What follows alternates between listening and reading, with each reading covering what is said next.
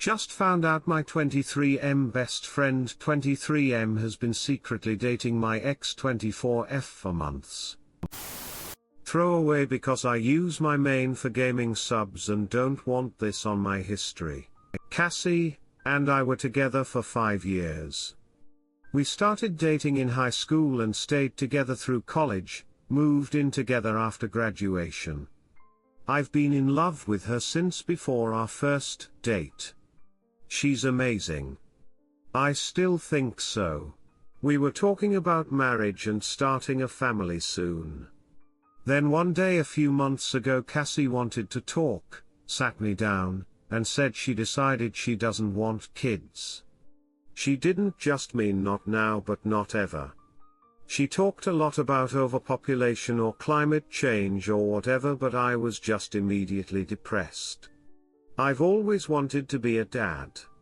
My dad was a piece of poop, and this is something I've wanted to do ever since I was still a kid myself. When she finished talking, I told her it was over. She started crying and I was already crying, but duck. If she doesn't want the same thing I do from the future, what else can I do? She said she's been thinking this way for years and Corona was the last straw. I'm not going to wait around and hope she changes her mind when she might not. So I moved out and moved in with my best friend Ryan. We've been friends forever, like we bonded over Pokemon cards at the playground kind of thing. He's basically my brother and his mom was my extra mom since I didn't have much at home growing up.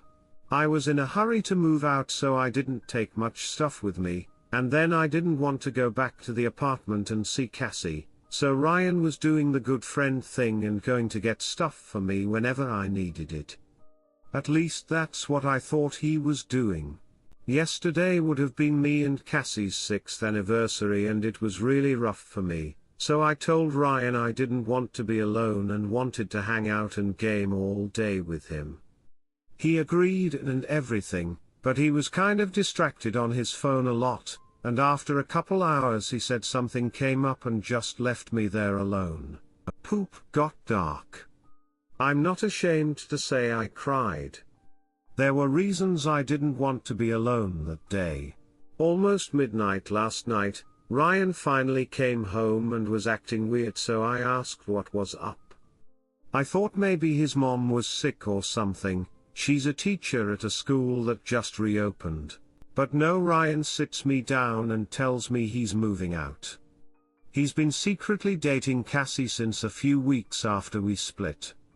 He says they're in love already, and that she needs him more than I do. So he's moving into the apartment with her and leaving me here alone to rot. I don't even know how the duck to process this. I don't know which one of them has broken me more. To make things worse, I messaged some of our other friends this morning to tell them what's up and they already knew. When I got upset they all said it was no big deal because I'm the one who broke up with Cassie. Where do I even go from here? I can't talk to my friends, my ex broke my heart, my best friend stomped on it, and the closest thing I have to family is gone because they were his family too. I'm lost and don't know where else to turn. Update: bigger poop to worry about than my broken heart, I guess. Ryan texted me. I'm about to be homeless in a pandemic. Update 2: thanks so much to everyone reaching out. My inbox is blowing up, but I'm kinda focused on this housing thing first. I'll catch up when I can. Sorry. Redditor's reactions. Redditor 1, based on your edit. Dude, I'm so sorry. I wish I had advice, but I don't. All I can say is, I'm sorry. Redditor follow-up. The fact I can give you op is that this is clearly a deep rut in your life, that you cannot change. What you do have control over is how hard you come back into society. Deeply think about yourself before anyone, not trying to sound narcissistic here, just self-development else, and don't let anyone ever get in your way or make you feel like that again. It's only up from here, just stay positive. Easier said than done, it will be a challenge, but that's how you become your strongest self. Edit, grammar. Redditor 2, he was never your friend. Redditor 3, I'm about to be homeless in a pandemic. I'm sorry, man. Update, just found out my 23M best friend 23M has been secretly dating my ex 24F for months. I kind of debated if I'd post an update on this or not. It's been a few weeks and some stuff has happened, but as the post blew up I got a good number of really poopty comments that informed me I was a worthless piece of poop, that I should beat up my ex-girlfriend, or alternately that I was probably already some kind of horrible abuser who hated her and wanted to control her body. I also got a ton of love, support, PMs offering connections on housing, and more, but being I was already in a dark and desperate place, those other comments really twisted the knife. I had to spend some time away, not just fixing my poop but also avoiding that stuff, because it was really not making me want to move forward. For anyone who's reading this while in the middle of a situation, wondering if you should post your story, my advice is, don't. Wait till you have some distance, or it's just going to make things worse. One thing I want to clarify here, since a few people swung for the fences based on what I posted, I don't hate Cassie. I don't think she shouldn't move on. I don't blame her for dating someone else after I broke up with her. I do have a lot of anger still thinking about this. All that anger is at Ryan. That's it. Ryan is the one who lied to me and went behind my back, not Cassie. My post pretty clearly stated that I think Cassie is an awesome human being. Still think so. Period. We just wanted different things. So, actual updates.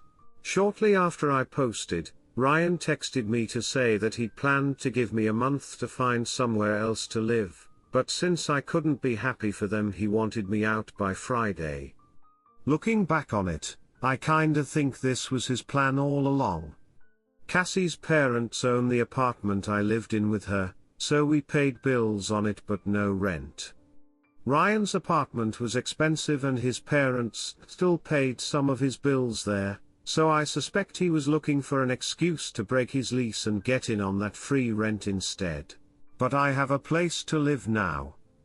Reddit helped me out after all, in a weird way. A couple days after I posted, this guy TJ hit me up on FB. Hey TJ, with the link to my post asking if it was me. TJ and I weren't close friends before all this, but he recognized some of the details. Skipping some back and forth, it turns out Ryan lied to all our mutual friends about the situation. Apparently he hooked up with Cassie the first time about a week after we split up. He asked some of our friends what to do and they all told him to make sure I was cool first thing. He then told them he had talked to me and that I was happy for him. So, when I started freaking out a couple months later, my friends all thought I was going crazy out of nowhere over something I'd known about for months. Once they found out what really happened, I got a lot of apology texts. Some of them I've accepted. Some are still on read. A couple of guys offered me crash space or help moving, and I wound up staying with TJ, but only till I could find somewhere else. My days of living in places without my name on a lease are over. Learned my lesson there. I found a roommate looking for a place through Craigslist and we signed the lease last week. Moving from TJ's happens this weekend. Ryan is blocked out of my life. I probably forgot some of my stuff at either his place or Cassie's, but it's whatever. I can get new stuff. I can get new friends. More than anything else, this situation made me realize the importance of having stable, independent housing and not counting on anyone else to do the right thing by me.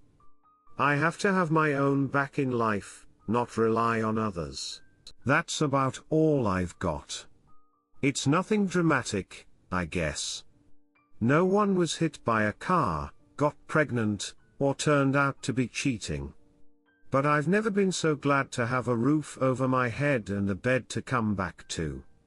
I'm going to keep going from here, keep working on life, and I'm sure as hell going to be taking a break on the dating front. That's all there is to do. Redditors' reactions. Redditor 1, props to TJ for being such a bro.